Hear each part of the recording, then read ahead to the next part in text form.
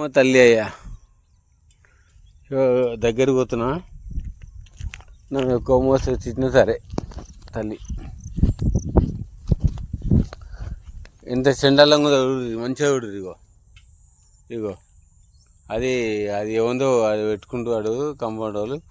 ఇగో మా దుర్గమ్మ తల్లిని తీసుకొచ్చి చెత్తకుప్పలు వాడేసాడు. గ్రామదేవత అంటారు. గ్రామదేవత అన్నప్పుడు ఎట్లా ఉండాలి? అందరు చూడాలిగా. ఇగో మా తల్లి దుర్గమ్మ తల్లి గుడి. అది ఆ గుడి ఆడ కట్టిర్రు. అందులో కూర్చోబెట్టడానికి శాతం అవుతలేదు మా ఊరు వాళ్ళకు. అయితలేదు, వాళ్ళకి శాతం అవుతలేదు. ఇక మా తల్లిని ఇక్కడ కూర్చోబెట్టరు, చెట్టు కింద కూర్చోబెట్టరు. మొత్తం ఎట్లయింది చూడు మా తల్లి. ఇక జూమ్ చేస్తున్నా, మంచిగా చూడుది మా తల్లిని, దుర్గమాతను. ఇక ఆడిపోతా గుళ్ళకి పోతా చూద్దాం. గుడి మంచిగా కట్టిరా కట్టలేదా మనం మాట్లాడుకుందాం. ఇప్పుడు జర కాళ్ళకి ఏమైనా ఉసుకోవద్దని చెప్పులు వేసుకుంటున్నా, తప్ప అనుకోవద్దు.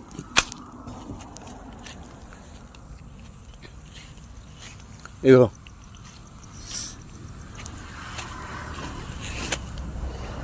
ఊరంటే ఎంత మంచి ఊరు అనుకున్నావు. మా ఊరంతా ఊరు దొరకదు, ఇక దొరకది. ఇగో అబ్బా, ఇగో మా తల్లి దుర్గమ్మ గుడి. తల్లి గర్భగుడి లోపల విగ్రహంకు అన్ని గద్దెలు కట్టిరు, అన్నీ కట్టిరు. కానీ మాత్రం పైసలు లేవట, మొత్తం అడగంటారట. ఎల్లమ్మ తల్లిది ఆ గుడి. ఇగో ఇటుంది పరిస్థితి. మొత్తం చెట్లు చేమలు అన్నీ ఉన్నాయి. మంచిగా చూడు. జరా నేను అటు పోయి చూద్దామంటే అబ్బా కొద్దిగా కష్టమవుతుంది నాకు. ఏమన్నా కానీ ఆ తల్లి దయ ఉంటే నాకు అన్నీ అవుతాయి. ఇగో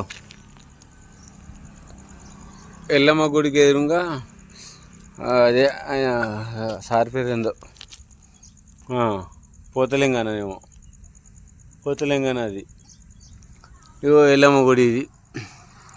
ఇట్లా చేసారు. మా ఊరు ఘనకార్యం ఎంత ఉంది, మంచి ఘనకార్యం చేస్తారు. ఇక దూరం పోయి తీస్తా. నన్ను ఇచ్చినా సరే, నా మీద ఇంత మన్ను పోసినా సరే, నా మీద ఏమైనా వేసినా సరే, దూరం పోయి తీస్తున్నా. ఇగో మా ఊరు గల్లు గిట్టున్నాయి, ఏం మంచిగా లేవు. మొత్తం పైసలు రాజకీయం చేస్తారు.